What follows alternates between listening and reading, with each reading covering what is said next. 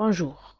Suite à plusieurs interrogations, j'ai décidé de faire cette vidéo pour vous expliquer un tout petit peu davantage qu'est-ce que un compte rendu, ou plutôt comment faire le compte rendu.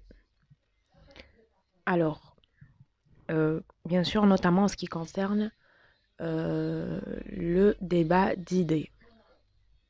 Alors, première étape, j'ai trouvé qu'il est essentiel de vous rappeler c'est quoi un compte rendu. Car quand on comprend ce que c'est, on comprendra un tout petit peu plus le principe, ou bien le principe du compte rendu. Alors, j'ai écrit que c'est un texte dans lequel on rend compte. Ça veut dire quoi on rend compte? Ça veut dire qu'on rapporte le plus fidèlement possible ce dont on parle dans un document donné.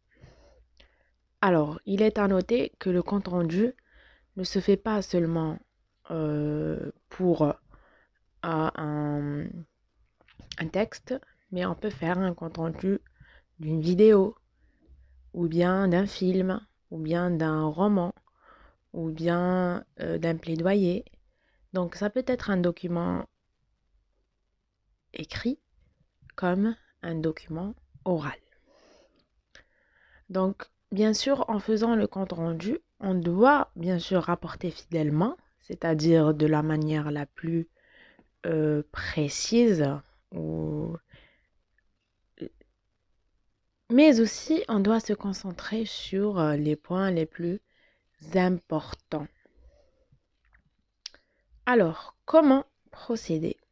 Comment faire ce compte-rendu? Comment le produire? Alors, la première étape à faire, bien sûr, avant de rédiger le compte-rendu, c'est de lire attentivement le texte. Bien sûr, on ne peut pas faire un compte-rendu d'un texte sans le lire auparavant. Donc, en lisant, vous allez aussi faire attention aux mots. Ça veut dire quoi? Ça veut dire que vous allez marquer les mots les plus importants. Par exemple, il y a par exemple des articulateurs qui sont marquants dans le texte. Si on prend par exemple l'articulateur qui exprime la concession. La concession, on a vu que dans un texte argumentatif, elle a beaucoup d'importance. Aussi, le champ lexical. Par exemple, si on prend le texte de Pourquoi les guerres de Guy de Maupassant, nous avons vu comment le champ lexical relatif à la misère permettait euh, de réfuter la thèse de Moltke, voyez? Donc, les figures de style. Les figures de style, quand elles sont marquantes. Par exemple, quand Guy de Maupassant a utilisé une métaphore, quand il a traité donc les humains de troupeaux, c'est-à-dire qu'il les a comparés à des animaux. Et donc, ici, cette métaphore, elle est importante.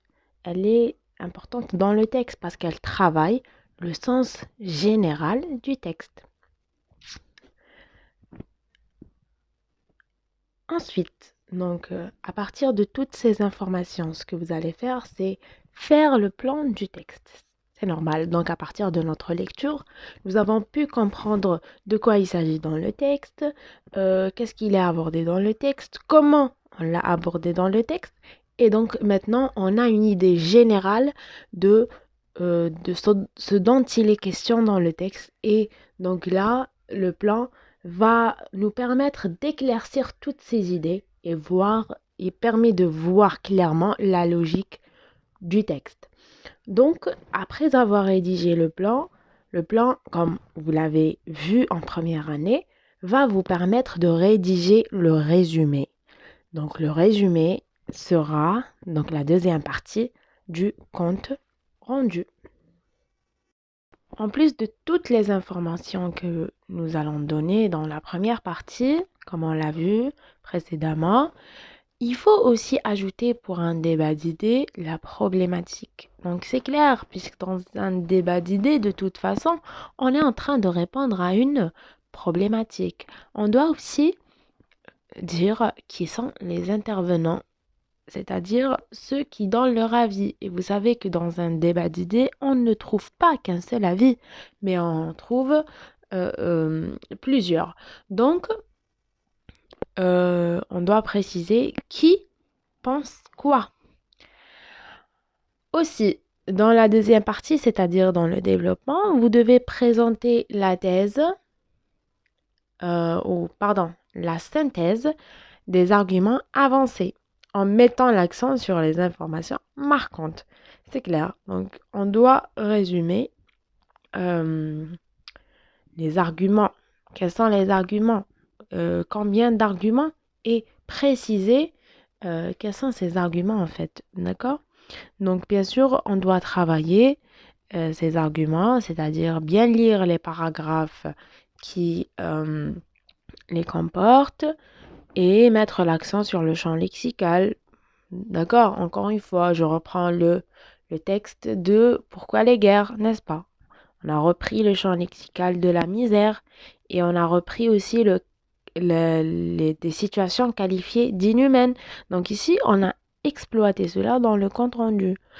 Aussi, les procédés argumentatifs tels que l'ironie, la concession, etc.